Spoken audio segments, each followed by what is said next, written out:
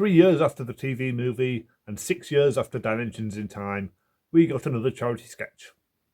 The Curse of Fatal Death, a 20-minute sketch in aid of comic relief.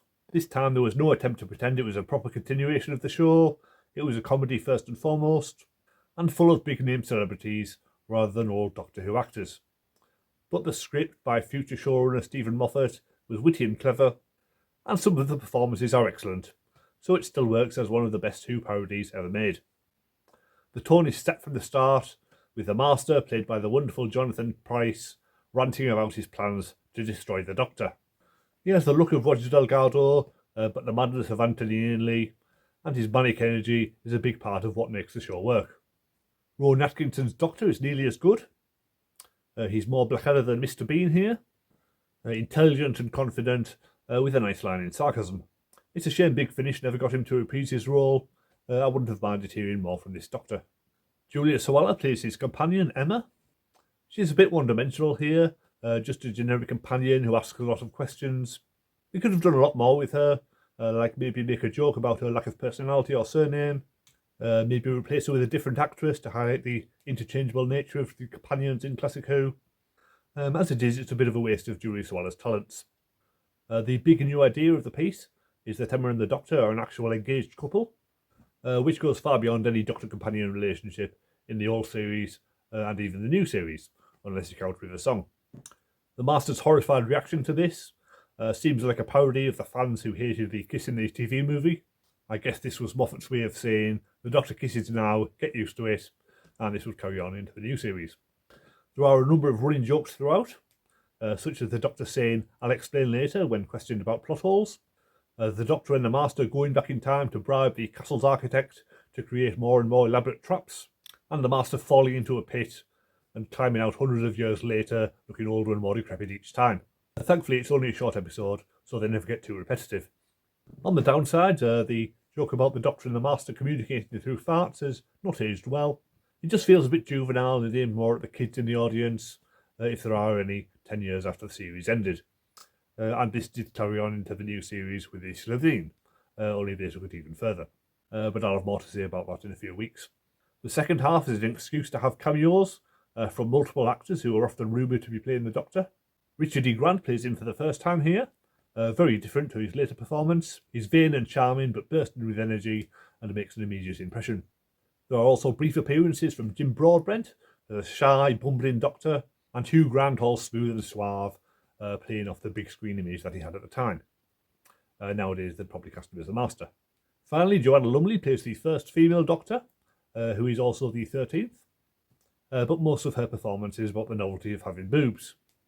Jodie Whittaker almost never mentioned hers, and there's a joke about the sonic screwdriver vibrating, which almost certainly went over my head the first time I saw it. There are countless echoes of future Moffat Who episodes, such as the Master turning good as Macy later would, the complex timey-wimey antics, Emma giving a florid speech when she thinks the Doctor is dead. It kind of feels like a pilot episode for his run of the show. At the time, it did make me hope that one day Moffat would get to write for the series proper, so I was very happy with his episodes in the first 4 seasons and when he eventually took over the show. So it's a fun little sketch overall, and probably the best televised Doctor Who made during the 90s. It's clearly a labour of love, with lots of little details for the long-term fans, and plenty of laughs for the casual viewers, which may well have influenced the tone of the new series when it came back.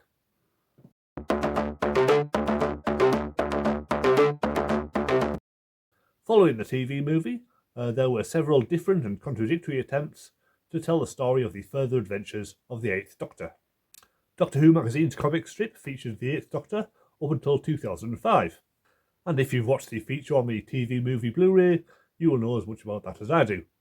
At the same time, BBC Books took over from Virgin and began churning out 8th Doctor novels, with 73 of them published between 1997 and 2005. I never got into these at the time, as I wasn't really a fan of the TV movie, and I got the impression that they were more traditional and less risk-taking than the Virgin books. Since then, I have learned that there were some quite elaborate storylines running throughout, with the Time Lords going to war with Faction Paradox, who got their own spin-off series later, and the 8th Doctor losing his memory and living through an entire century on Earth, as well as standout novels by Lawrence Miles, Kate Orman and Lance Parkin, among others. So I may have to get around to reading them eventually, but not until after my monthly New Adventures reread is over and done with. Perhaps the most accessible run of the 8th Doctor stories is the Big Finish audio adventures, which are still widely available, unlike the books or comics, and they all feature the voice of Paul McGann, so they feel like an official continuation. If you have to pick one run of the 8th Doctor stories to follow, this is probably the best one to go with.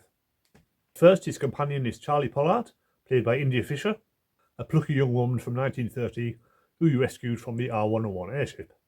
They had many classic adventures together, such as The Chimes of Midnight by Rob Shearman, and the 30th anniversary Stories of Grace, which ended with them being trapped in a bizarre divergent universe with different laws of physics to our own, leading to some very experimental stories such as Scherzo and The Natural History of Fear. And along the way they also pick up a new alien companion called Keris, played by Conrad Westmaas. After the TV series came back, the 8th Doctor audios changed their focus and became shorter and faster paced. Charlie and Keris were written out, and there were 4 series with Lucy Miller, played by Sheridan Smith, a contemporary northern girl with a big personality that would have fit perfectly into the new series. After Lucy leaves, the 8th Doctor story continues with a series of box sets: Dark Eyes, Doom Coalition, Ravenous and Stranded, with companions played by Ruth Bradley, Nicola Walker and Hattie Morahan. I haven't listened to all of these yet, but I gather that the high standard of storytelling continues throughout. But the 8th Doctor stories that I have listened to are some of my favourite Big Finish audios, so I've decided to go back and listen to them from the start, starting with Storm Warning and hopefully making it all the way up to the end of Stranded. I'm planning to listen to one story a week, and I'll be reviewing them on here in batches. The first one will go from Storm Warning to Zagreus, and the second from Scherzo to The Girl Who Never Was. And then I'll do one for each of the 4 Lucy Miller seasons. The long-term plan is to synchronise this with my New Who rewatch, which starts next week. So, for example, while I'm watching the 2007 series with Tyrion Tennant and Free Marchman, I'll also be listening to the audios from the same year, starring Paul McGann and Sheridan Smith. So I'll be able to compare and contrast the TV and audio versions of Who from the same year going forwards. And if you can't wait, I'll be publishing my written reviews on Patreon every week. So join up if you're interested in following along. And my review of Storm Warning should be up there right now for all to read.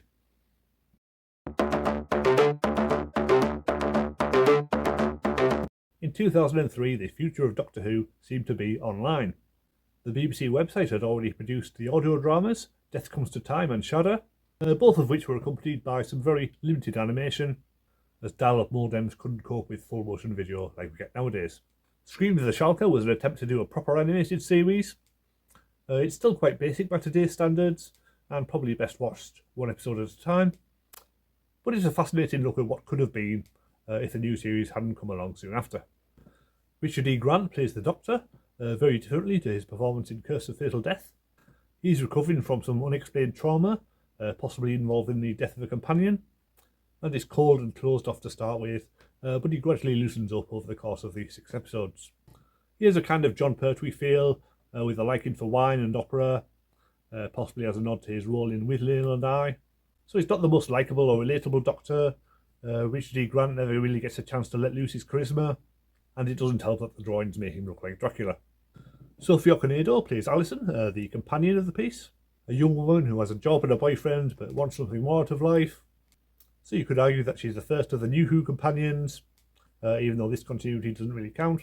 I guess this was just the natural evolution of the companion role.